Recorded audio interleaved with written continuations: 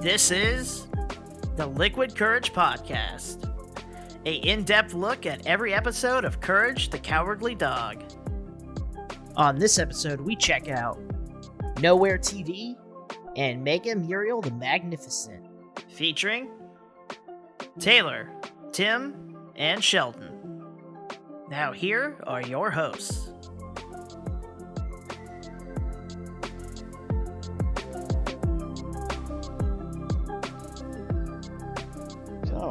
Okay. The Liquid Courage Podcast. Welcome to it.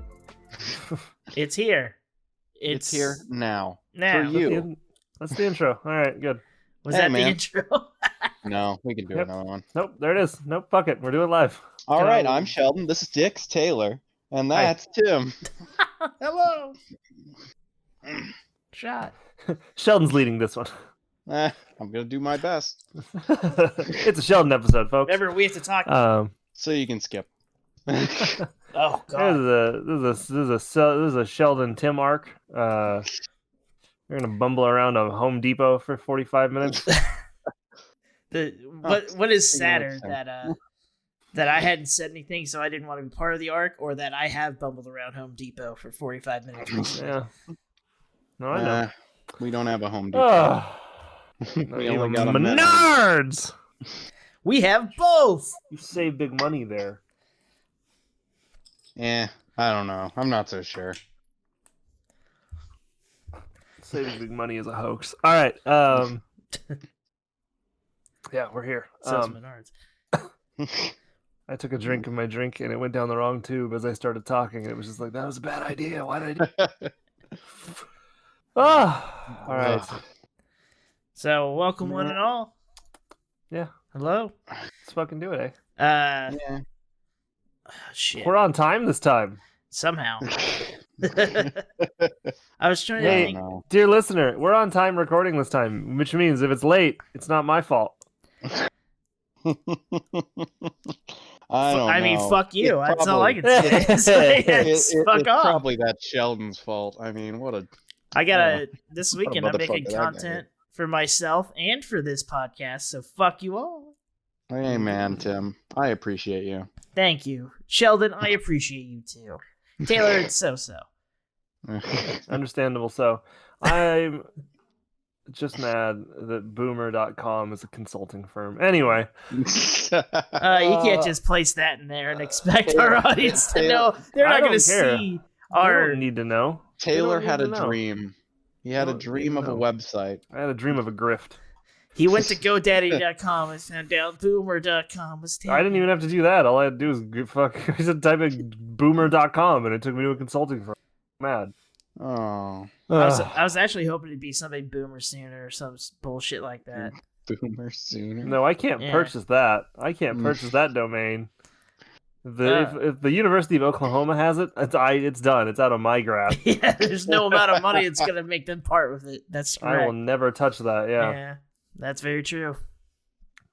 But this is still on par with this episode of Courage because, man, okay. Well, that's the thing, eh? Like, oh man, the surrealism of these episodes are getting out of control in some of this here late second season. They had some interesting stuff.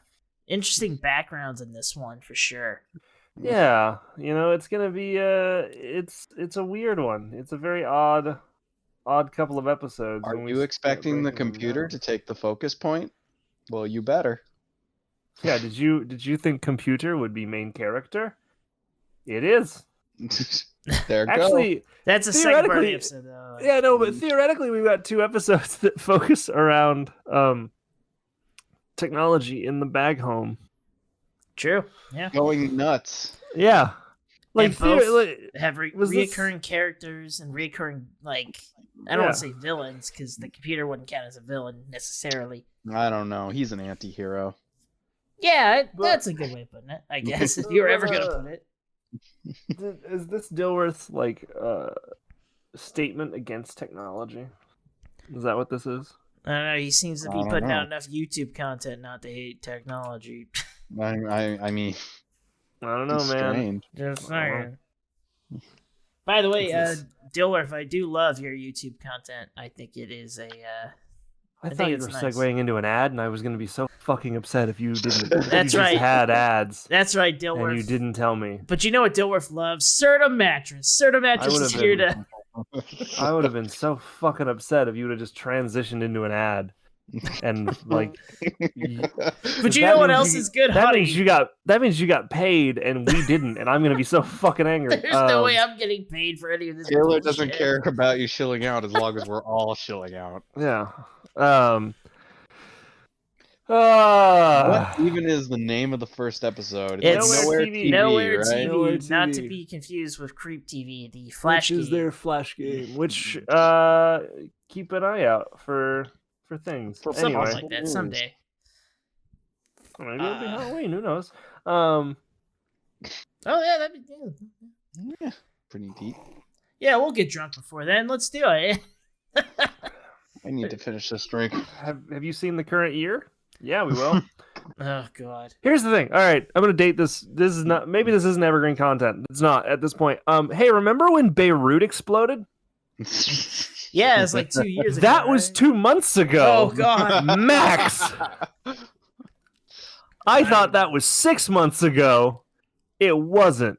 2020 is just putting everything in, man. So we're just packing it in. We're recording this on literally October 2nd. So this is the same week that the presidential debates is happening. Trump has got COVID.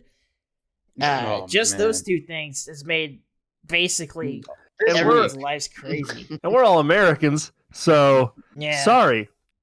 Well, we're a little shook, everybody.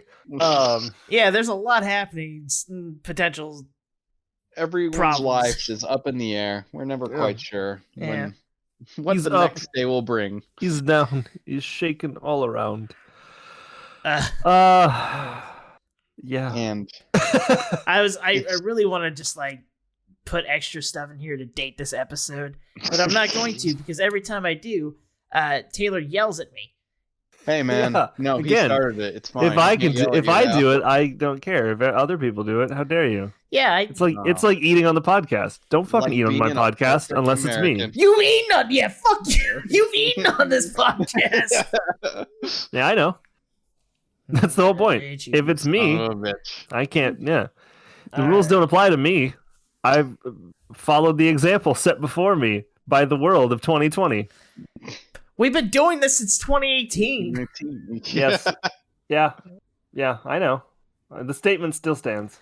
Which is still confusing why there's another podcast named the same as ours. Also, hey, we're fucking coming for you. We talked about this last time where we literally discovered them on the podcast. Yeah, I know. So. Still makes me mad. Do your god dang diggity darn diligence. I've been having like an existential crisis because of it. So really, it's great. Weird.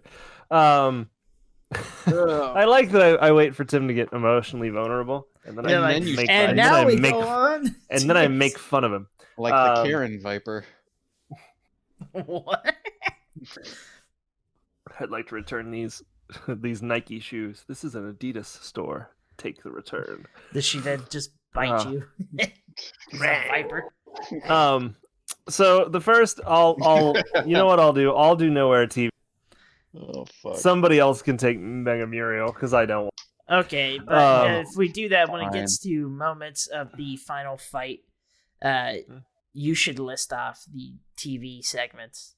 Oh no, that's in this episode. No, let's go. Yeah, let's go. Sorry. All right. Yeah. It's okay. It's all right. Sorry. I am also getting these episodes twisted together because they kind of could work. Yeah, they're kind of the same episode. Considering that technology takes over the Bag Farmhouse in some both way, shape, episodes. Yeah, it's the social dilemma. Yeah, I don't want to be another one in there. So the Bag Farm has bad TV. That is the premise for Nowhere TV. Brilliant. I'm gonna do this like a child that has to do a bad reading. Yeah. Hey man. Well, it's funny. It's funny because if you look at the outline, again, this is another one of those episodes where you're like, why does the main one have the shorter plot line, fandom? You silly bitches. Because I don't take notes when I watch it. Because nobody really liked the return of Quack, man. It's Yeah. all about computer. Yeah. It's all. You're not wrong, actually. No, like that was the better part of the episode, but yeah. So here we are in the bag farm where the TV is broken but not broken, and there is a knock at the door, and it is everyone's favorite villain, Quack. Oh, and Quack is he's a complex character in that he's a duck that's French that hates things and wants to steal. I haven't seen such complexity since he's multifaceted is Quack. And can I point out when Quack shows himself, he is not hiding his identity like the first time, because usually he has a mustache that he hides behind. Just Quack. It's just Quack. It is just Quack, and that's the other thing is that Dr. Quack, amnesia specialist, has already been around. It's because he didn't get his full session in, so they're still suffering from the amnesia, Taylor. So, he erased himself from their memory. It's perfect. So it is Quack. He's got his old, his he doesn't say Couscous as much in this episode, which makes me sad. He only says it one time, actually, which I think was honestly probably a response from the first time that he was around, where it was every other sentence. How dare you? That was the best part of Dr. Quack. They made him into an actual character, is what you're saying? Yeah, they have. He has more. I don't know. He has more than in that one, I think. But he knocks on the door and he's posing as a television repairman and gives them a card that says Dr. Quack Television. Ow, repairman. Oh. Let's take that again. He gives them a card that says Dr. Quack Television Repairman. I like how you take that again, even though I am not cutting that out. Hey man. I sneezed. I tried that thing where I tried to turn away and stifle my sneeze inside, and so it just kind of so the front boomeranged. Of your felt like it exploded. It boomeranged back into my throat, and I've never had that sensation, and I don't like it. It was bad. It was bad time. And they're like, it's not busted, and he's like, oh well, call me if it is. And he runs away, and we then see Quack on the roof, where he is cutting the antenna off of said roof, and then the TV obviously just breaks because no antenna, no TV.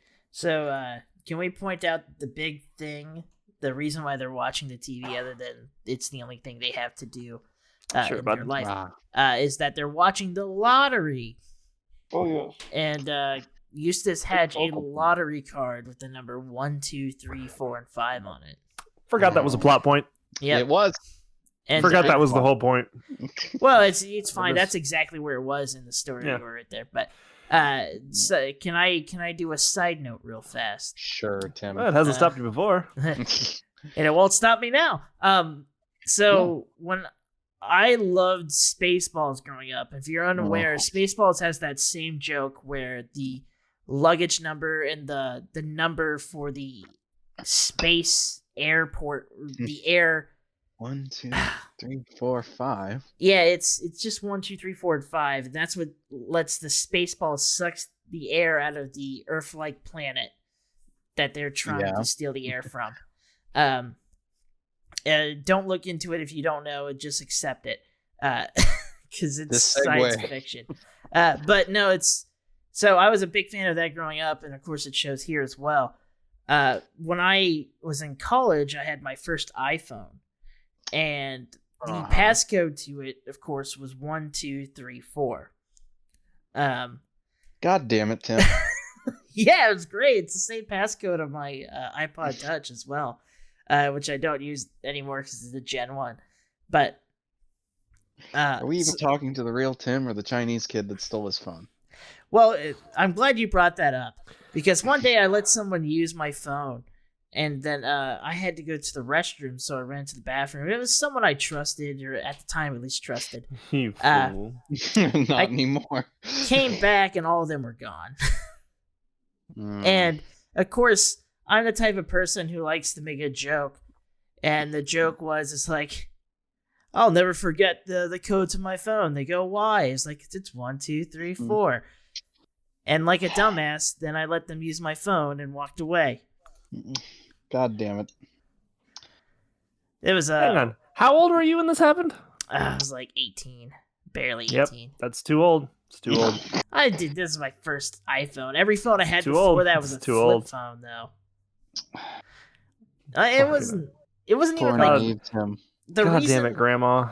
The reason I thought that no one would steal it, for one, it was with someone I trusted at the time, and two, it was like a Gen 2 iPhone, and Gen 5 iPhone was already out at that point. I was like, why would you even want this? Right? Because they could steal Fuck you, that's why. Well, that's apparently the point. I eventually got it back. Oh. Not in a good condition, though. They had already erased everything off of it, and then they broke it.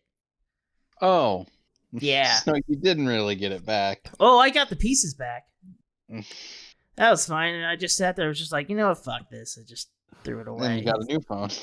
By that time I had a new phone, so it all ended well. But it was like it's like a moment of just like, yeah, you're a dumbass when you're 18. That's for sure. Man, I don't have a story to, compare. Sorry. Yeah, no. My stupidity runs long and deep. I don't know what to tell you guys. Yeah. Give me some time. Maybe next podcast. Sorry, that was my tangent. Like every time I see just 1, 2, 3, 4, 5, or I watch Spaceballs, that just kind of pops back into my head that I am a dumbass. PTSD. Yeah, for someone stealing my phone. Yeah, you silly boy. Hey man, you never forget your first time.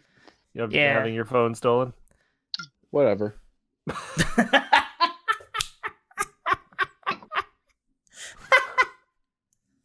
Beautiful. So anyway, in the episode, the Quack comes back to fix the TV, and Courage gets thrown out of the house because the Quack doesn't want him around. And Courage finds the antenna that's fallen off the roof and brings it inside, and Muriel thinks it's just a lovely stick. Eustace realizes that's the antenna, and then tosses it outside, or tosses Courage outside, and then Quack says the TV's done, and Eustace is like, oh, you want your payment, because that's how the world works. You fucking clod. Wow, Eustace, do you really not understand this? It's such a dumb fucking thing. Now, as a kid, I'd be like, haha, funny. As an adult, I'm like, yes, you dick. Yeah, of course he does. That's how services work. That's how goods and services work. What is your problem? God damn. Do you think it was at the point where Eustace was just like, obviously you broke the fucking TV? Like, yeah, maybe. I don't know. Now, my question is did anybody actually see him pay Quack? He doesn't. No. He doesn't pay Quack because the Quack says you'll pay in time. Okay, so that's right. Eustace paid in ominous consequences, which he did. Yeah, he paid in monkey fist wishes. He paid in must be slick, must be slippery. Yeah. Must be smooth. You say exactly. monkey fist? Yeah, the monkey paws fist thing. wishes. Yeah, monkey paw. Okay. Oh, sorry. I actually think Monkey fist is monkey fist from something now. different. Yeah. Anyway, and he goes to watch TV, and now their TV is in color, which it wasn't before, and it's just a series of still images, which I don't think Eustace realized initially. Yeah, and those images, cataracts really kicked in. Yeah, those images are horrifying, but they are wonderful things, like pictures of people who worked on the show and some horrible Dilworth Photoshop creature that he made. Yeah. But there's pictures of Dilworth. I'm assuming David Cohen, but I can't tell if it is. And then the Quack shows back up on the screen, and he is hypnotizing Eustace to get rid of Courage. And that is the first part of this. Is that the next part of this is he then also hypnotizes Muriel, because of course he does, because you can't do one without the other. No.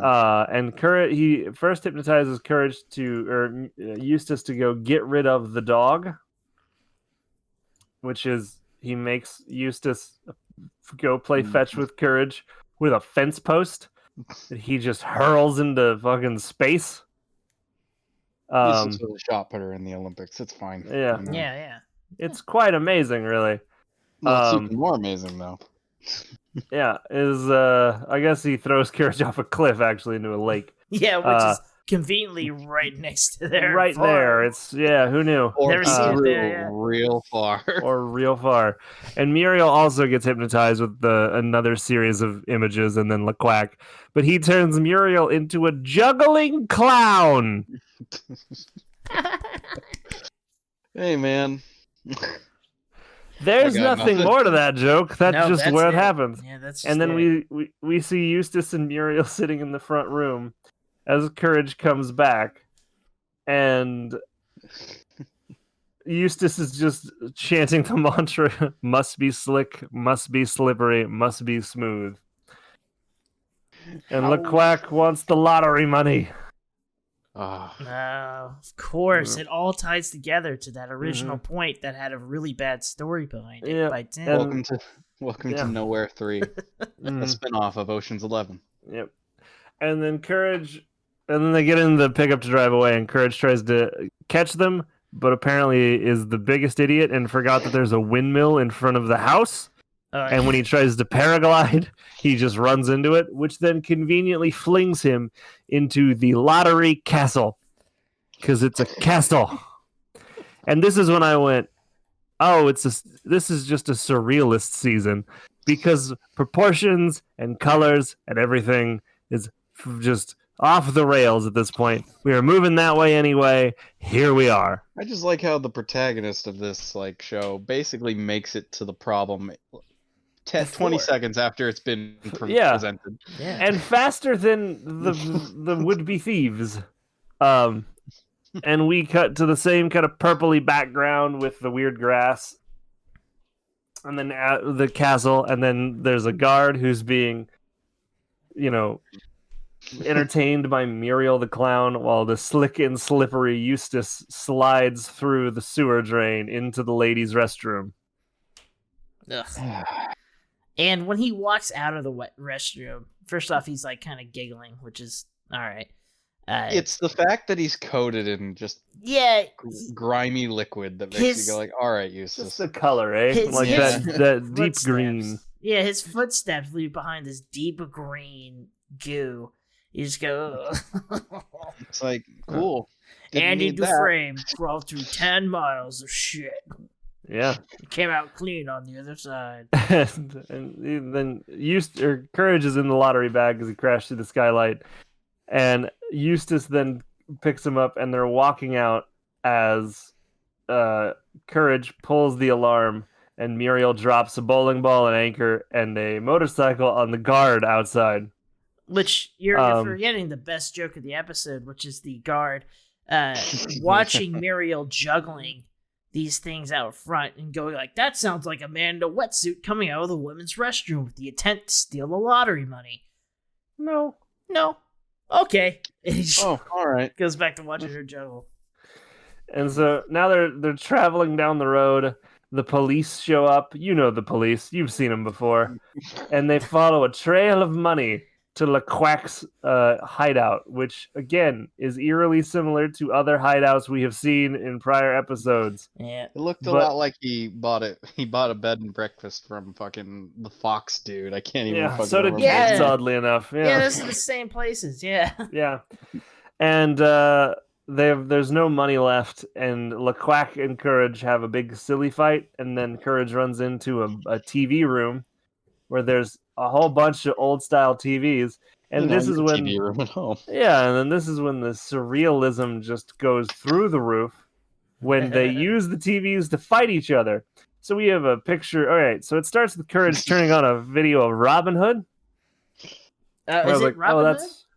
I think. Oh no, that's Hercules. That's a Hercules movie. That was the OG. It was a bow and arrow man with a bow and arrow plan. Yeah, it's one of the very Mystery old Science Hercules. Theater probably made fun of it at one point. It's one of the public domain Hercules movies. Yeah. And he fires an arrow, and he fires 3 arrows out of the television, and that's when I went, oh, this is what we're doing today. Okay.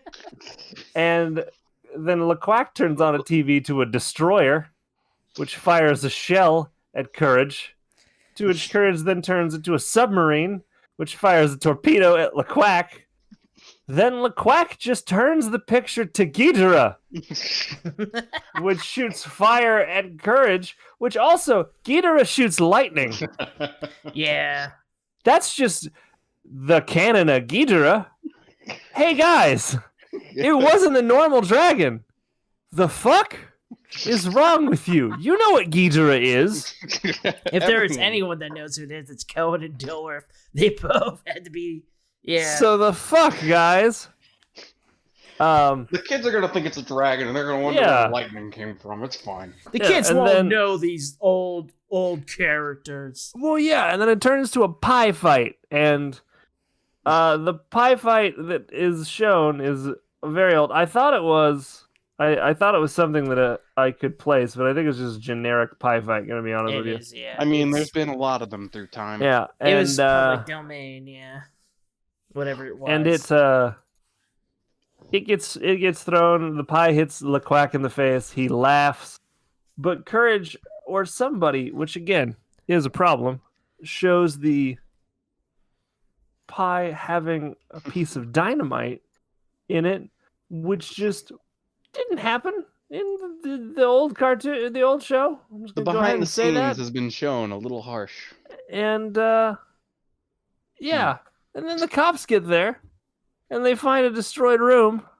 Well, they walk past the 2 people eating dinner, which is Muriel and Eustace, who perpetrated the crime, and into the TV room where they find a blown-up Quack and Courage, and then they take Quack away, and we go back to the bag farm, where Eustace wins the lottery, and he gets all of 17 cents. Yeah, even though it's only 3 coins. So don't worry about it. It really couldn't be. It had to be at only like 16 cents or higher. Yeah, you're right. Yeah. And then he throws the TV outside, and we see a burning prison with Quack escaping. So there's one thing I wanted to point out before we get into anything else with this episode.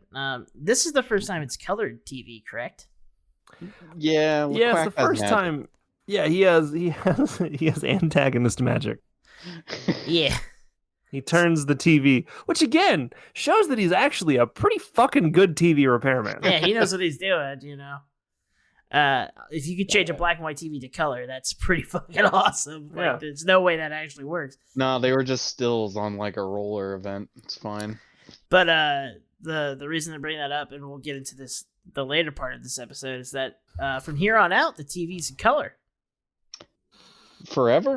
At least from here on out in this episode. Nope. Oh. It is. In the next episode it's black, or in the next part it's black and white, because the announcer's black and white. But it's not black and white, but he it's had sepia. that really bad. But that wasn't on the television. We saw that. it. Was it? Yeah. Nope. Anytime it cuts back to the headless or the headed Eustace, it's all black and white. Speaking of fuck which, me, I guess. So awful color scheme. Nice try though, but hey, man. way to try to interject new trivia.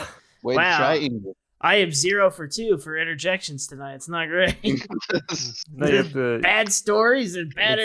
It's a statement with an exclamation point. Yeah. So that episode happened.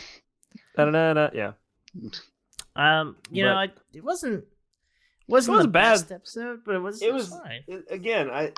They're big stories being told in 15 minutes a lot of times. I always love Quack coming back, so you know it wasn't a Quack loss. came back.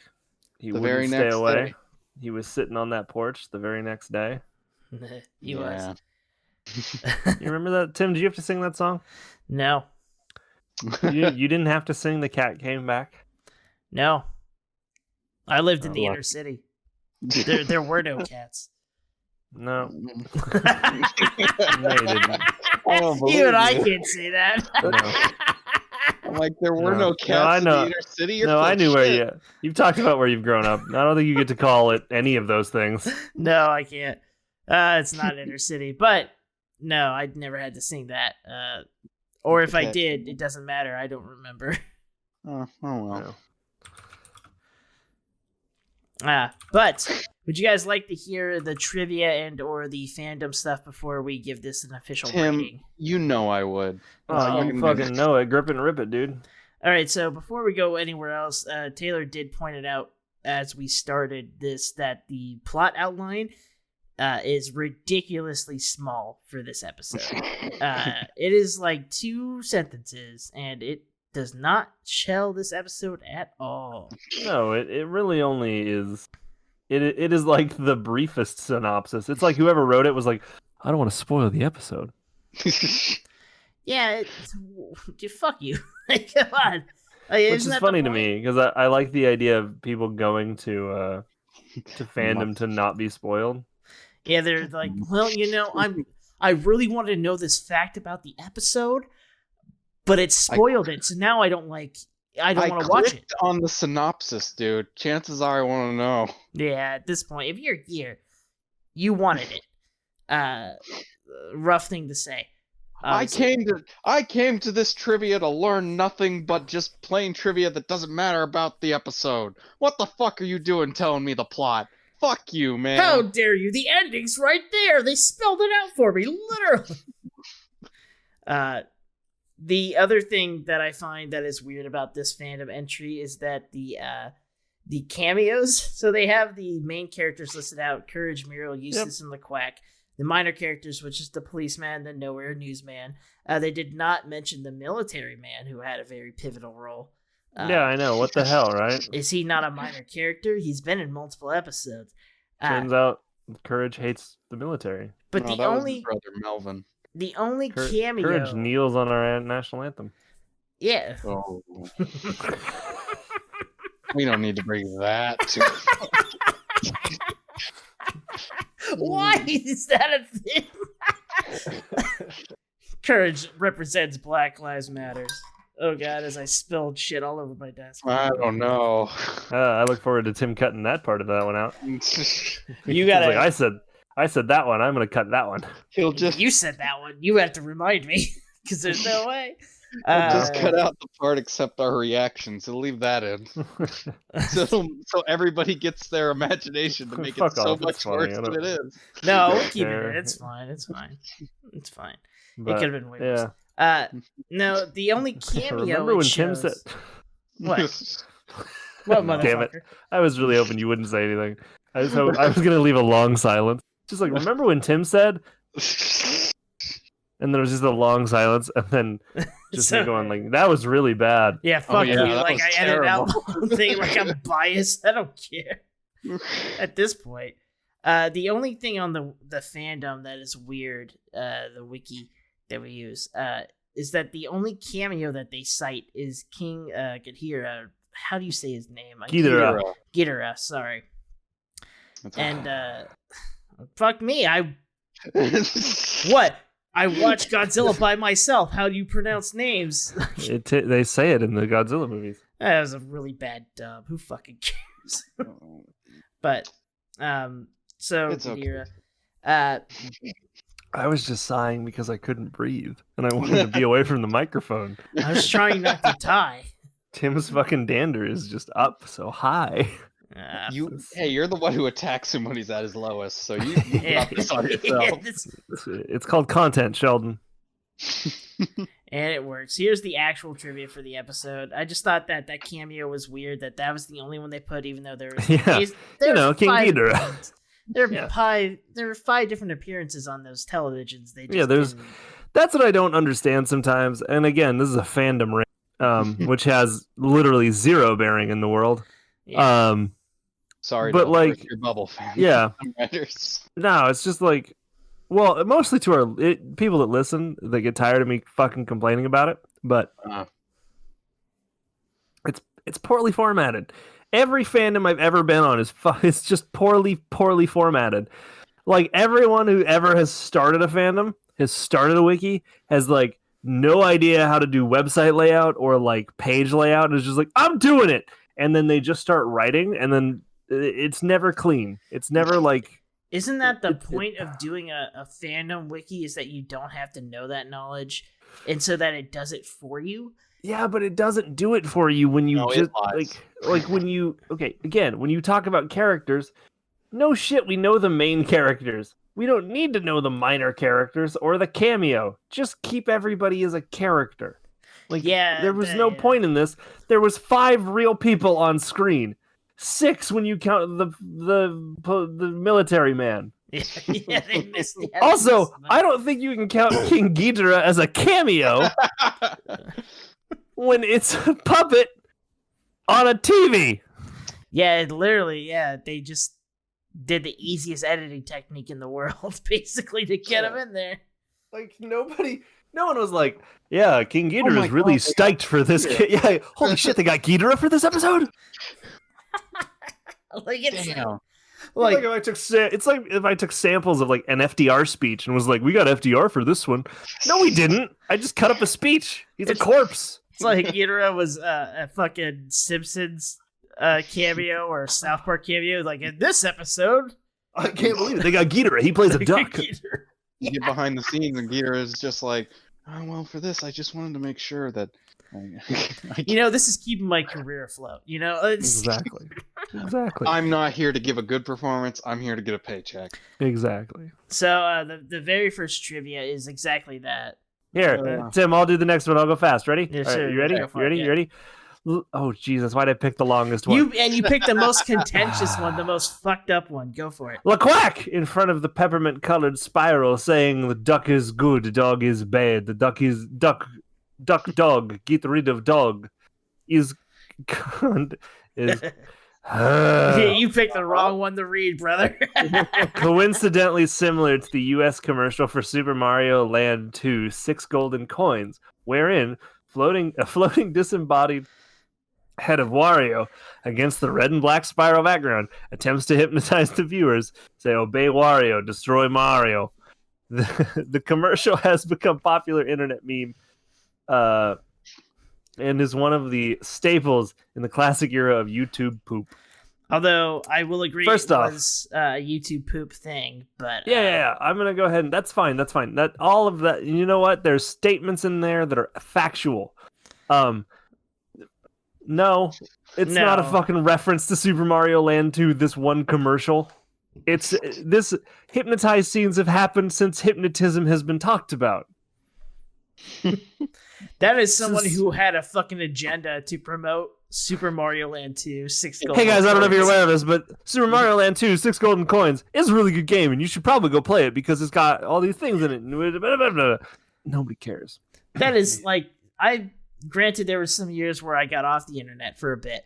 I've been on there since, and I have not seen any of that shit. Tim's been jacking onto the internet ever since. Yeah. Jacking all around. Anyways, the last trivia fact is Albany, New York, the capital, can be seen on the background TV. This is so broken English. This is bullshit. Albany, New York, Albany, New York's capital, can be seen on the background of. I'm gonna put some other words in here. On the TV behind the rubber chicken and lady when Eustace Bagg is watching television. Can I read it like it's there? Albany, New York capital can be seen on background TV behind rubber chicken and lady when Eustace Bagg is watching TV. I don't know. Borat wrote these. What the fuck? Very nice. This is very nice.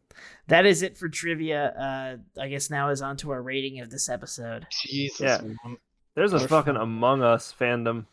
Yeah, of course there is. They're Among Us. I just want that to be known. I just need that to be known that I scrolled down and found it. No, all right, 20 feet away from where I was. Rating of the episode. I am going to give this because I go first. 3 King Ghidorah heads out of 3, which actually correlates to 3 Godzillas out of 5. Okay. Because Three heads.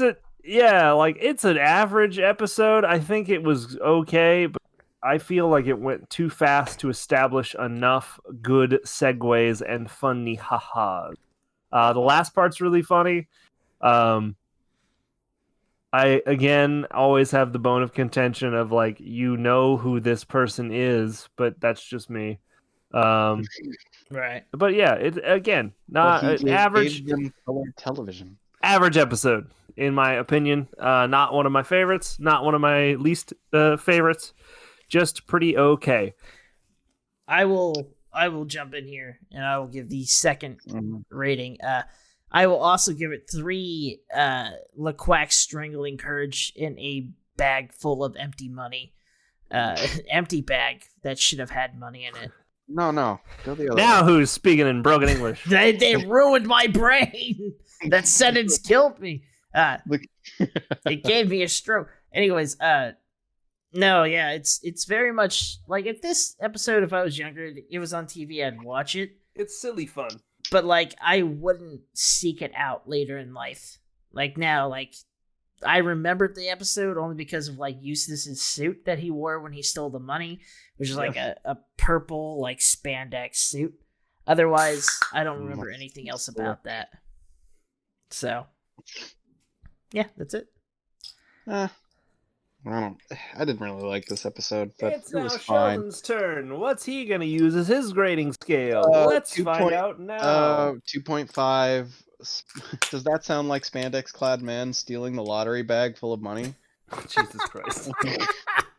Out of 5. Okay, out of 5. It was fine. I was disappointed because I really like Quack, but it just kind of felt like a throwaway episode. It's not a Quack episode, but not as good. It's not a signature Quack episode. It's okay. It's just not what I want out of a Quack. You know? which is just more hoo-hoo-hoo. Yeah, I need and they did a lot of that, but it was just like they did. But I don't know. Yeah, there's something about it that just made me go like, I think last week's episodes were stronger. Yeah, I agree. You know? Yeah. Speaking of other parts of episodes, let's go on to the next part of the episode. All right, who wants to talk about the Matrix? Do you want me to do this, Sheldon, or?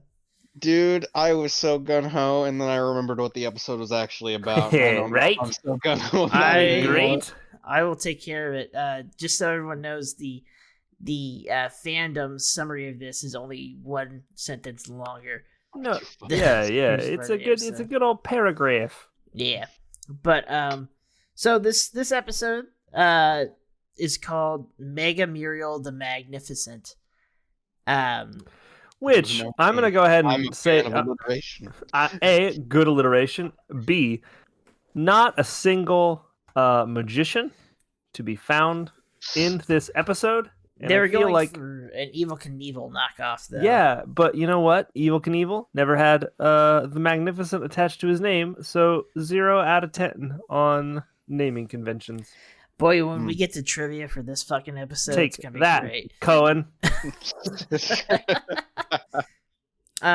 You've been s- tweeting a lot, and I like it.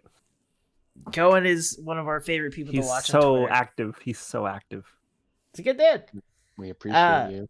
We do appreciate you, Cohen, and we do appreciate you sometimes commenting. I don't think you've actually listened to an episode. I don't care if you have or not. Like, but this is the true test if you listen all the way.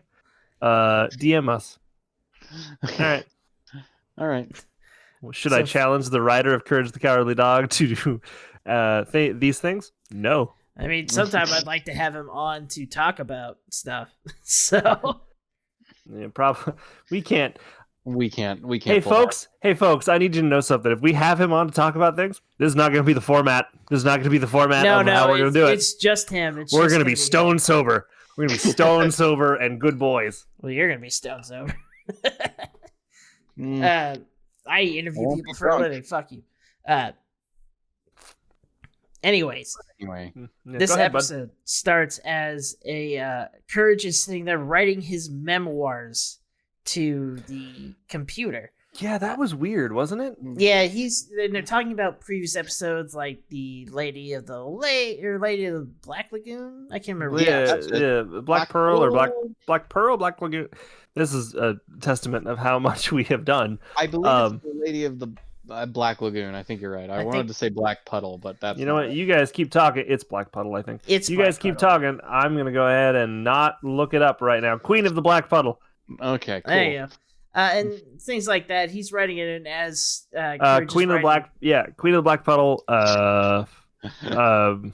Yeah. Freddy, the haircut episode, Freaky Fred. Mm-hmm. And there's one more that the name escapes me, but it doesn't matter. As Courage is writing him in, every time the computer has a snappy comeback for him, as it always does, basically telling him that you're writing it shit, you're shit. And yeah, a little more elegant than that, but yeah, it's a children's cartoon, so it's not as bad. But he's essentially saying, "I can't believe I scared you. I can't believe you're such a pussy." Yeah, basically that. Yeah. One of us went more PG, and the other one went hard R, and I don't really know. We're drinking, so if they're listening, hard R. But it pretty much ends up with just the computer going like, "No, fuck you. You're horrible. Your stories are horrible." And Courage goes to bed. As Courage goes to bed, he turns the computer off too. Don't forget that. That's correct. That sassiness, which doesn't make sense if I know anything about computers. Unless it wasn't hooked up to a surge protector. Courage, how dare you? Yeah, it wasn't, because it's the fucking early 2000s. Yeah, no one knew. Fucking. You think Eustace would buy a surge protector? No. Yeah, they're still running antenna TV. Just be excited they have a computer. This episode, by the way, is post Y2K but pre 9/11. So just point that out. I have to do that once every episode until we get to the 9/11 episode. The very special Courage the Cowardly Dog episode where he goes to Afghanistan and beats up Osama bin Laden. He finds the dude in disguise. How did they miss that opportunity? I wouldn't know. Have no idea what other things happened. They missed an opportunity to dress up cats like Osama bin Laden. Yeah, they did. Yeah. I like that you were like, Taylor, that's not a missed opportunity. They wanted to stay on the air. But no. They didn't care. It's like that one episode of Dexter's Lab that got aired once and never again. Come on. You mean the one where they say curse words? That never aired. No, that one never aired. That never aired. Everyone wanted it to. Yeah. The one where they put Dexter's mom in a bikini. That's right. I do remember that episode. Yeah, that happened. It's not. I think it's a One Piece. That episode. Yeah. There's a bunch of weird shit with old cartoons. Anyways, Courage goes to bed. It's just an average night. Then suddenly a lightning storm happens and strikes the house. This lightning storm turns on all the electrical things in the house, the lamps, the TV, and guess written by Stephen King. Yeah, it is kind of horrifying. It is. It's very Maximum Overdrive. Yeah, exactly. They do stay with the theme of terrifying. That I'm going to take an aside real quick, just because I want to talk about Maximum Overdrive. I've been waiting this entire time. Oh, Jesus Christ, really? Hey, did you know that Maximum Overdrive was one of the first, I think it was the first Stephen King movie to be directed by Stephen King? What a shame. Oh, yeah. And in an ad for the movie, in a teaser, he said, "I've been waiting so long for people to do Stephen King right. And so I finally decided to do it myself." And Maximum Overdrive, for the listener, is a movie about a comet that passes Earth and gives all things sentience. Blenders, sentient. Machine guns, sentient. Trucks, sentient. Which, by the way, is also the start of the first Transformers movie, where they turn everything Decepticons. Stephen King did it first. But in that movie, there's a scene where a kid gets run over by a fucking steamroller and other things. But when the soundtrack is done by AC/DC, of course it is. later on, when asked about it, also Lisa Simpson's in it, which is a fucking trip. Yeah. The voice actress that does that is in it. But later on, when asked about Maximum Overdrive, Stephen King went, I have no recollection of shooting that movie because I was so high on cocaine the entire time. God bless and you. And if you Stephen watch King. the movie, fucking tracks. That shit tracks so hard. And you know what? His first interview, I'm so excited to get Stephen King done right. Like, fuck. Oh, yeah. It's amazing. No Anyway, so Maximum Overdrive happens in the Tim. In the baghouse. And, they're going through the rooms and they're showing like the TV turning on, the lights in the front room turning on, the lights in the bedroom turning on. Courage starts getting scared. And then suddenly the computer comes alive. And not just comes alive and spawns the tentacles you would get from a Spider-Man villain. He's Dr. Octopus. Yeah. It's so weird. It's such a weird thing. Those things don't exist in computers. Exactly. Yeah, like those things weren't there before. Nope. It wasn't like his power cord or anything. They just spawned out of him. Here than we think. Well, I mean, it's early thousands. The NSA. Yeah, the NSA has put tentacles in each of your computers. Don't forget. Hey, man. I'd believe it. I built my computer and I believe it. Put tentacle. Yeah. I mean, of course. Where else are you gonna put your tentacle jacks? Like, they're in there, man. Stop. Okay. So the tentacle Doc Ock computer starts roaming around in horrifying fashion, goes down the stairs. It's in the regular room, whatever. I can't remember how they get Eustace to go down, but I think it's just making racket and Muriel sends Eustace down.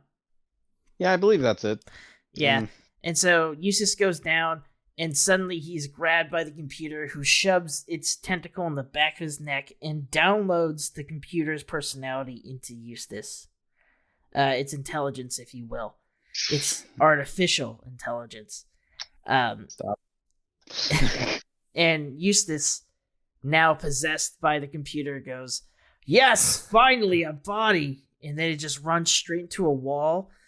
And Eustace's body falls apart like a Lego. Like a Lego set. Yeah, like his head pops off, his legs, his arms pop off, and he goes, "Oh, I need a body of more meat."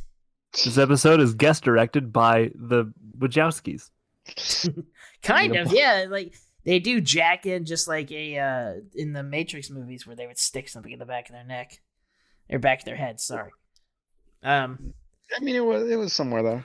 I'm just really proud of myself that I was able to remember the name Wachowskis. I cannot do that. I could not pronounce that at this point in time. Not known for the recent movies. No. Anyways, so apparently the computer transfers its conscience back to the computer, and it invades. Does Muriel go down? I can't remember if Muriel goes downstairs. Yeah. Courage. Door, wasn't there? Oh yeah. Well, because Courage is like, something is wrong. Muriel's like, oh, I'll check it out. Then she goes to the door, and as the door she opens the door, and it's like, oh, it grabs her. It's the computer that then takes her. Right.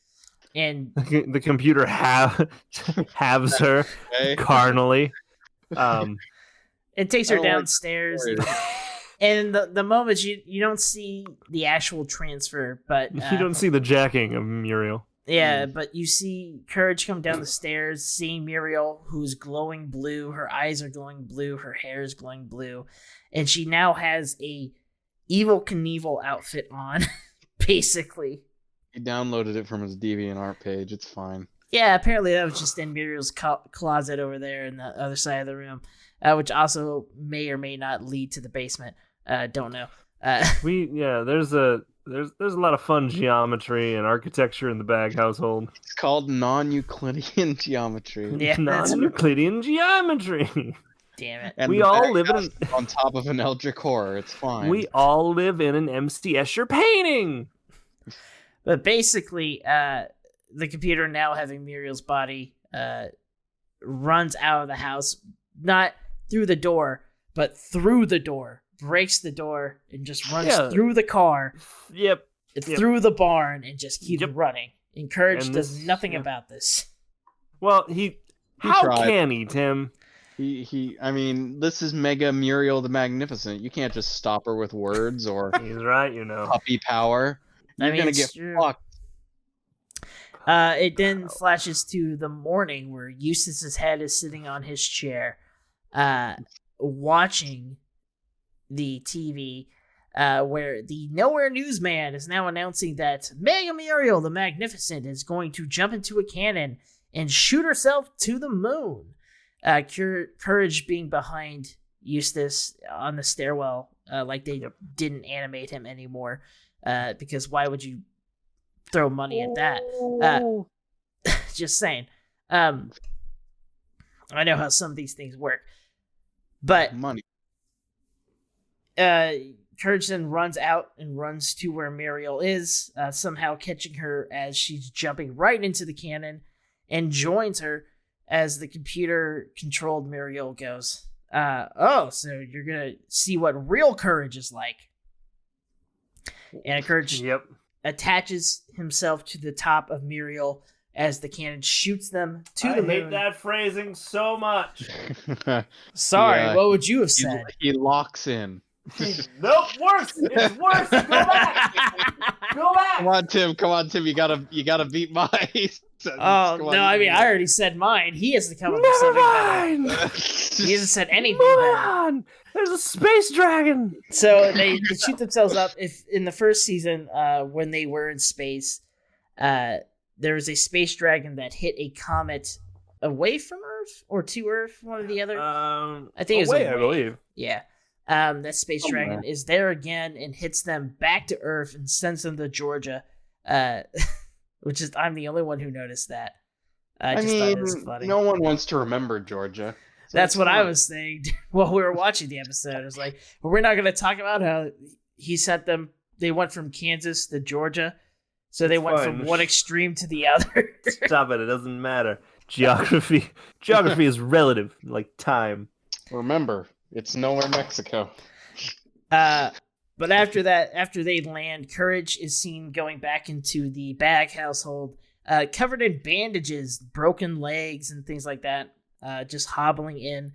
And Eustace, just ahead still on the chair, goes, "Oh, look what she's doing now!" And she is, what is look this? Look at what that broad's doing now. Yeah, was it Broad or was that the third one? Who cares? He's a shitty toxic male. Who cares? Yeah, we all know a man like that. They see on the television that Muriel is getting ready to dive into the San Andreas Fault during an earthquake. Yep. So of course, Courage runs out to go and try to stop. I guess is the idea that it's gonna squish her. Yeah, it's gonna seal up the actual fault. This will be the earthquake that seals the fault, or like makes the two tectonic plates actually combined, or something like that. I guess it's unclear. Yeah, it's really not a daring feat. More of how did you guys know this is going to happen, and not just have California sink into the ocean, or any of those other fucking things that could happen. California sinks into the ocean. Or departs from the U.S. I don't know how that shit's gonna work. There's a really fucking good song by Warren Zevon called "Desperados Under the Eaves," and there's a line in it when California slides into the ocean, and the mystics and the statistics say it will. I have a feeling this hotel will be standing until I pay my bill. Oh, pinnacle of songwriting. What was it? It was there was this viral video when YouTube first came out. It was made in MS Paint. It was talking about the end of the world. Here we go. Yeah. Of course. Oh, the end. No, it's the end of the world. The end of the world. It was like, but people can come and join us. Hawaii, Alaska, California can come too. Is it not? Haven't thought about that fucking video in like. Yeah.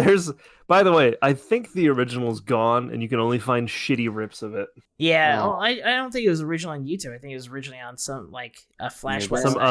It was some other hosting site. I don't think it was Newgrounds though, but I think it was on their own website. But Yeah. San Andreas Fault. San Andreas Fault, computer controlled. We'll just call Muriel. her Mega Muriel. Yeah. Jumps into the fault as an earthquake is happening, and Courage jumps behind her with this weird helicopter blade that he can't get to work even before he jumps in. So I don't know why he's thinking it's gonna work then. It was during that short time where he interned with Go Go Gadget. So it was straight up out of Go Go Gadget. It was a weird thing that would never have worked no matter what happened. So Courage follows Muriel down. The computer says something back to him. Just bullshit. The fault. Something comes up from the fault, right? It pushes them both up. a big like pillar of rock. Yeah, sorta. like it's another tectonic plate that was underneath that comes through the fault and pushes up. Like, I don't fucking know. Like, they don't fucking know either. Oh, I'm sorry. Fucking knew. Wait, I'm sorry. Is it hard to remember everything that happens in an episode? Yes. Are you man. saying that wasn't what happened in the episode? No, I don't fucking remember. I'm just telling you. That is exactly what happened in the episode. Fuck you.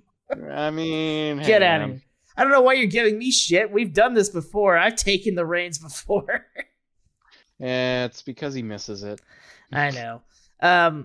So Muriel jumps onto a flying plane that just happens to be flying nearby as Courage is hit by a mountain goat off this new mountain that has formed in the San Andreas Fault. Yeah. So Courage is now walking in a wheelchair, rolling back into the baghouse. Yep.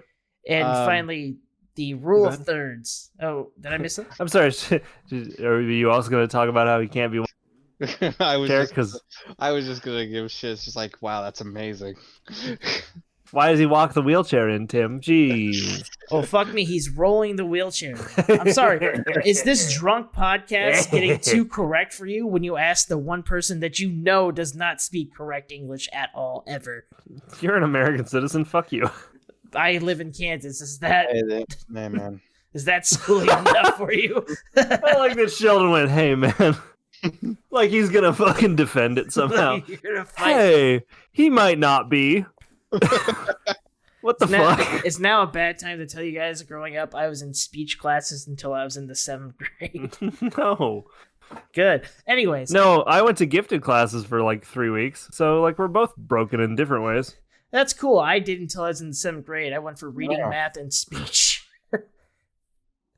Great. Anyways, I'm now the professional do podcaster basic, yeah. here that does all the editing for this podcast. It's because you have the software. No, it's because I have the training that actually went to school Jeez. for this bullshit. He's got the technology. Yeah. So, of course, Eustace is sitting back on his chair saying, oh, this dame is about to do something crazy now. And, of course, the newsman goes, she's about to ski down the side of the Empire State Building into the sewer. I'm going to go ahead and pause real quick. This is when we were like, hey, why is the newsman dressed so poorly? Hey, guys. Hey, Dilworth, Cohen, anyone else who animated this? You guys did a fucking bang-up job creating the most weird-looking newsman in color I've ever seen. Oh, yeah, his color palette is so, like... That newsman's color palette. It's sickly and bad. Like he the is- strangest thing I've seen. We, in like, because I do some graphic design where I work and everything I do right now, we call that the puke palette. Because that's what it is. It's the dark brown with, like, the beige green, and, like, the skin is also beige. Like, it's gross. Yellow it's like, teeth. yellow teeth. If you puked something out, this is the colors you would see. Unless you were if you had a dying Whopper of at 3 jaundice or a.m., something. that's what you got. Yeah, exactly. Yeah. Did you say Right. Whopper at 3 a.m.? Yeah. Oh, I'm glad you told them Ailing my vomit. future. They're the Anyways, only ones that are open late now. it's true. Even McDonald's here in the town I am 3 in o'clock. 3 o'clock. closes, Yeah, Close at 3 fucking o'clock. yeah, Yeah. it's rough. 24/7. COVID kills store hours. No one would have known. Anyways, Courage is running now to stop Muriel from skiing down into a sewer from the Empire State Building, which, when we were taking our brief break there, me and Sheldon were talking about the Empire State Building would have been a great Tony Hawk thing at some point. I hate you fuckers so much. That's the best, stupidest fucking thing I've ever heard. Jesus Christ, that's so good. Tim my God. Like, Tim, that's perfect. In my broken English while I'm trying to remember what this episode was. I'm so mad that's not real. I'm sure someone somewhere has done something. I'm like also that. really mad that Tony Hawk Pro Skater 1 and 2 remastered Switch. Hey, guys, do that. Yeah, Switch is the perfect place, right? Oh, I know it. I just downloaded Hades. Oh yeah. Ooh, that's so good on Switch. It like hits a weird itch. The Switch, like even the remasters, the All Stars that came out, the Mario All Stars were good. Anyway, we'll save that for later. I was gonna bring up the Mario Battle Royale that came out today, but it's not as good as the Tetris. Is that free? Is that a free Battle Royale? I don't know. I don't remember. But what it is you just play Mario levels and you beat it. If you keep beating levels, you keep surviving in the Battle Royale until you're the last one alive, basically. Mm. It's not a bad concept, but what I've heard is that it's very lackluster. The levels just aren't that difficult, or? Well, and like if someone beats a level before you, they can add stuff to your level. And it just and you still only have the same square as you would in a Mario level. And it just seems mean at that point, right? So that doesn't sound like a good move.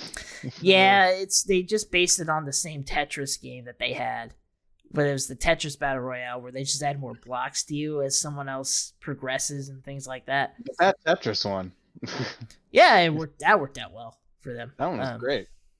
But back to the episode.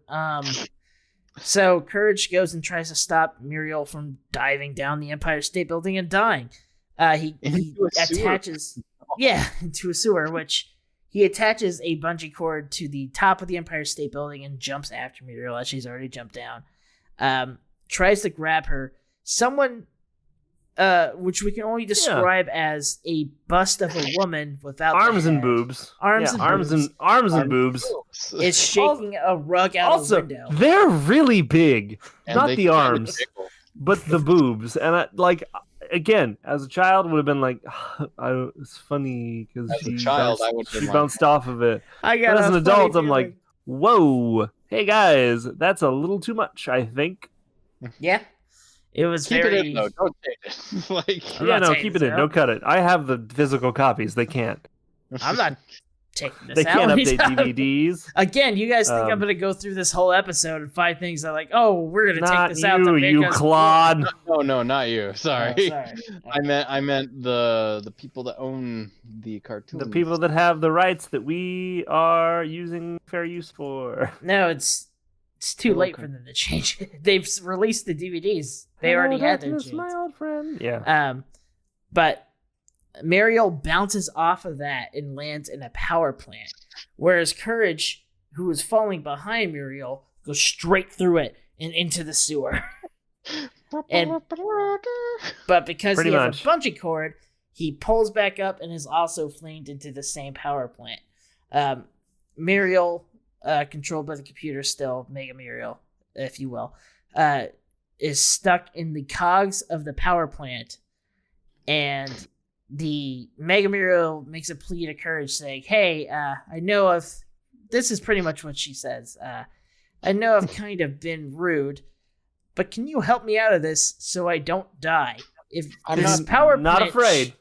Yeah, not afraid. But if the power plant sends electrical current in, it will crash the computer, aka kill Muriel. It's not like I want to live or anything. Yeah, right. So Courage frees Muriel, but then gets shocked himself by the oncoming current and is shot out of the plant to conveniently right in front of where the newsman is. And Mega Muriel comes out, picks him up, and the newsman goes, as you can see, Mega Muriel is not only fearless, but also has a heart of gold. As she walks She picks away. up a dog. Yeah, like it's almost like a perfect marketing moment. I work in marketing, and like that is like a moment where you see somebody who's fearless picks up a dog and hugs a dog, and then It walks doesn't on matter camera. why she's picking up that dog. We're Yeah, gonna say no, that dog was planted there for sure. Like, turns out she was gonna eat it later, but fine. Boy, it doesn't matter what happens then. Happens what happens now. Anyways, the computer picks up Courage and brings him back to the bag farm, in which he starts exclaiming, these meat bags are boring. Like, he wants to go back into the computer, so he grabs the husk of the computer and brings it back up to the computer room. And he re-downloads himself. Yeah. Which is horrifying, because that means Muriel was still inside. She was just overridden by the computer. Internally. I have no mouth, but I must scream. Yeah, it's either that or like they put her consciousness into the computer, which would have been an equally horrible thing for them to explore, which I wish they kind of would have if they were going for more of horror in that moment, because that would have been terrifying, right? Courage, you gotta back me up. Courage, put me on this floppy disk, because it's 2001. But and then we have to decide which one's the real Muriel. You're right. Then they have to. Courage is there with a gun, deciding. This is not part of the episode, by the way. I didn't mean Muriel. Sorry, I was thinking of another conversation we were talking about earlier. Anyways, it flashes to the end of the episode where Courage is sitting there writing his memoirs one more time, and Muriel is standing behind him. And he's writing, and he stops, and Muriel goes, "Oh, your writing is so good, Courage, but how does it end?" And then the computer finishes it for him, saying, "And they lived happily ever after," which is probably one of the most sappy writing things ever. You doing the Oni plays Peach. Aww. She's screaming at the top of her lungs. Or no, it was more like the Full House. Aww. I trust Newgrounds more than I trust ABC Family. Sorry. Fuck you. But that is how the episode ends. I do trivia now. Go for it, Jesus. Dad. Yeah. I'm gonna make myself a drink. Here's the trivia. The minor character is Nowhere Newsman. The trivia. Another bullshit. Yeah, what the fuck? Yeah. Whoever wrote the first part of this episode wrote the second part too. You can tell. Beethoven's Ninth Symphony, known as Ode to Joy, is played throughout every single time, it seems, that the computer is in screen, or Muriel's in screen, and they're doing something when heroic. Possessed. Yeah, when possessed by it. Can I bring up a point there before you go any further? It's not only known as the anthem of the European Union; it's also known as Peggle's Extreme Fever's name. That's an agenda. It's also known as Beethoven's Ninth Symphony. You fucking boys, Jesus! Hey man, sorry. I just thought that was funny. Like, when I read that the first time, I was just like, they had to say, by the way, it's also famous for being the European Union. I don't know if you read this. It's also it's in Peggle. It's in Peggle. It's the Peggle Extreme Fever theme. You've heard of it? Have you played Peggle? I think you've played Peggle. No, I haven't played Peggle. Please. Peggle has a fucking fanatic fan base. Yeah, it does. Episode marks the first time that the Nowhere Newsman is seen in color. Wish he never gets seen in color again. It was kind of the worst color. Oh, really? Yep, we covered Muriel's death-defying stunts, so I don't have to tell you about those. Again, probably should have been, issued in the synopsis, but whatever. Yeah, it's fine. Second time Courage has been to New York. Did he? Yeah, the big stinking city. Yeah. Yep. Empire State Building is in New York, so there's that. It is unknown. Okay. All right. The second time Courage's been to New York, sick. Then they just add. You guys remember the Schwick? The giant cockroach. It's Schwick. Yeah. For some reason they were like, it is unknown where Schwick is. possibly in jail. Yeah, no shit. Like, what the fuck? Come on. They're not. I mean, why would not important to this episode? he's also yeah. He could be anywhere. This is what I mean, fandom. Fucking. I just wanted to cut to Schwick holding up a newspaper, lowers it, and goes like, "What?" That's not as good. And then Courage's memoirs are the retelling of the Snowman Cometh, Freaky Fred, and the Queen of the Black. I knew Puddle. there was one we missed. Okay. Is Courage older than we think he is? If he's writing Courage. memoirs? Hey, Courage is timeless. He's a shapeshifter. Who cares about Courage his is- age? Like, Also, no shapeshifting this either episode. yeah. Oh yeah, you're right. He's This is getting the only older. episode where he's kind of only a dog, and that's it. Yeah. Reminds me of that sad shit So, comic somebody wrote. This since- is like stupid dog, and he's standing over the grave of Courage. Oh, that's sad. Since I told the whole episode here painfully, You get to go I am first. I am going to rate it first, and I will give this one a 3.5 out of 5 because I think it was better than Nowhere TV, only because it had a little bit more of a comedic feel and not so much a Cajun Granny Stew comedic feel. I think. Oh, you mean none? Yeah, exactly. It was not a chase episode, even though Courage was chasing. I think it had a lot of good jokes. I think the development was fine, and even the computer wasn't a villain. It was just there. Like Sheldon put it as like an anti-villain, basically, or Anti-hero. anti-hero. Sorry. An anti-villain would just be a hero. Yeah. It was. I actually think there is terminology for an anti-villain, which is like, I'm gonna fight you on this, and I'm gonna say there isn't. And I'm going to say that I don't care one way or the other. It is an anti-hero. Not so much an antagonist in Oh this my episode. fucking god! Yeah, He of course just looked there it is. Welcome to D&D, motherfucker. Of course there's a The fucking... Max Payne, an anti-villain, is the opposite of an anti-hero character with heroic goals, personality, and traits or virtues. That is who is ultimately a villain. So it is an anti-villain. It is exactly like... It's a hero who's actually a villain. I hate. I'm So- like, yeah, I hate English. So what's worse, that the dude who barely spoke English through this whole podcast actually said something correctly. You Or- spoke English, you silly bitch. Not very well. But anyways, now. I give it a 3.5 out of 5 because I think it was a good episode. Like I said, with Nowhere TV, Yeah.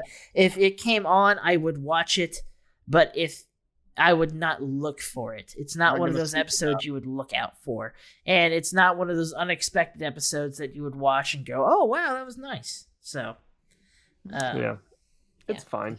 It's fine. Don't love it. Um, Don't hate it. You know. Yeah, I'll give it 3. I'll do the same amount. 3.5 howitzers out of 5. oh, I didn't even give my. I didn't even I give a don't- thing, did I? Huh. No, you gave it fuck. What was it? You I'll did give it a 3.5 mega. We'll find it. Muriels. I was like, we'll find it in post either way. I didn't. Tim's Yeah. rated it twice now. Yeah. What if he just kept adding points to it? 3.65. I believe it's a Beethoven's- 4 now. 3.65 Beethoven's Ninth Symphonies out of 5. No, Tim, you gotta stop. You're stealing my mojo. Oh, sorry. Go for it, Sheldon. Go for it. It's Taylor's turn, by the way. No, I already did it. He Oh, did it, okay. Oh, fuck. You Jesus. silly boy. He Pay gave- attention. He gave Howlitzers. I'll rate it 3.5 anti-villains out of 5. There you go. I was gonna go with Eustace heads, but you know, it's fine. Weird. that's good. Also, the amount of times where that man has been disembodied. But they not can't at death. kill him. Not I at don't know. death. It's interesting because I think you have a good mix of like goofiness and like good character arc in computer. So like I don't know. It's good. It's a good episode. Can we point out now that Muriel and Eustace are both cyborgs? Is that something we can point out? Well, you know, I don't know if they're cyborgs or if they just have apparently a USB port in the back of their head. Are they well. Ghost in the Shell? Once you hit 70, they put the USB port in. Nobody, yeah. program. Yeah, there you go. We'll never be rid of Trump. Oh wow, what a topical thing. Good night, everybody. I hope next month is just as good as this. Oh, God. I do want to say that before we end this episode, I have noticed that the Courage fan base, I was talking to Sheldon about this before we started the show, the Courage fan base has actually grown quite a bit since we started. When we started and I use the Reddit as a good metric for this, the Reddit only had maybe 1 or 2 people posting on it a week, and now they have maybe around 100 posts a week, from upwards of 50 to 100 people posting on their week. And I don't know if that's... I don't want to claim anything. No, don't, because we didn't. We didn't, but I am very happy that is happening. I just wanted to point that out. It's a good thing that Courage is exploding back onto the scene. Yeah, especially I think what really started was the rumor that there might have been a prequel for Courage happening, or a crossover with Scooby-Doo. Both of those things kind of added fuel to the fire for people to remember this show. Yeah. So I'm very God happy. knows we need some good news. Yeah, I'm very happy to see all your guys' fan art. And I've joined several of the Courage groups on Facebook, too, and I'm glad those people are really getting a lot of good things out of the show in this dark time. So, anyways, that's a good way to end the episode, right? Yeah. You know what? I'm going to light a cigarette over here. Anyways, Anyway, if you want to... for the liquid _podcast on Twitter. We are, happy to hear from you. Yeah. If you are looking us up, or you're trying to tell a friend to look us up, because there is another Liquid Courage podcast on Spotify or iTunes or anywhere else, look up the Liquid Courage podcast. You gotta get that "the" in there. That's right. We have the you bastards. We have the, and that is when I'm telling my friends about this. That is how they find our podcast instantly. Also, we're the only ones that have a big ass Courage TV as our logo, so don't confuse it as the Floral or whatever the fuck the other person is doing. Yeah. Don't confuse us with that person who's an actor who interviews people because they can't find real work. Whoa. That sucks, because I was doing that on the side for a long time, you son of a bitch. Taylor knew that. Yeah. You're not an actor. Was that nice, huh? You're a director. It's different. Yeah. Yeah. But thank you guys. I don't know. That's our social. Yeah. Do we have a Gmail? Yeah, we have a Gmail. Let me pull it up real fast. Have we checked it? Yeah, I check it periodically. I have updates coming to my phone. No one's feel like trying we're lying. to email us. You could hear him. He was gonna say daily, but then he's like, "Don't lie like that." No, I have updates. It's the Liquid Courage Podcast at gmail.com. If you send us something, it will go to our phone. It go to my phone, not ours. We have a collective phone. We have everyone around us has a phone. No. We also have an office building. Haven't you heard, Taylor? Yeah, we're developing a Courage the Cowardly Dog production company. That we also are in the same building as Sleepy Cabin. You guys remember the Nickelodeon building? That's our building. That doesn't exist anymore. Oh no! What about the Nickelodeon Resort that also doesn't exist anymore? Yeah, that's where we used to stay. That's where we record. We record in a musty old room in the Nickelodeon Resort with aging slime barrels surrounding us. Yeah, No. But that's Cartoon Network just goes, yeah, suck on that, bitch. But yeah, if you email us, if you message us on Twitter, even on YouTube, if that is your way of reaching us, comments, DMs, anything like that, I get all of them, and I will respond to you as fast as I can. So, please do. Anyways. It was a good night. Yeah, it was good episodes. It was fun. Enjoy your week and month, and let's hope for less frightening news in the weeks ahead. Stay safe. I'm drunk. Bye.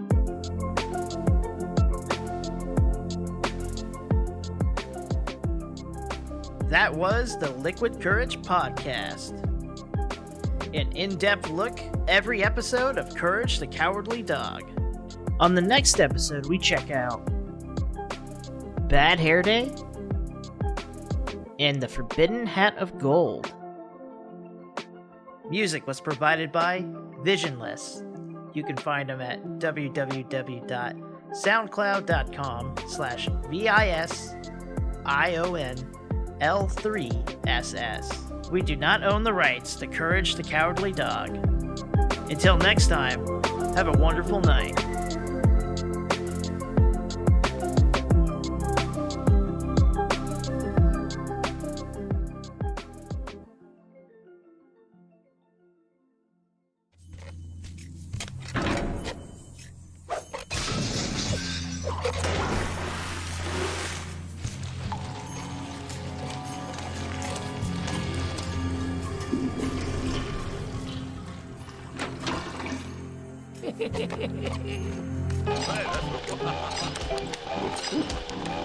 Excuse me, clown ma'am, but didn't that sound like someone in a wetsuit coming out of the ladies' room inside the building? Nope. Oh. Hey, whoa, hey, hey, oh, look at that.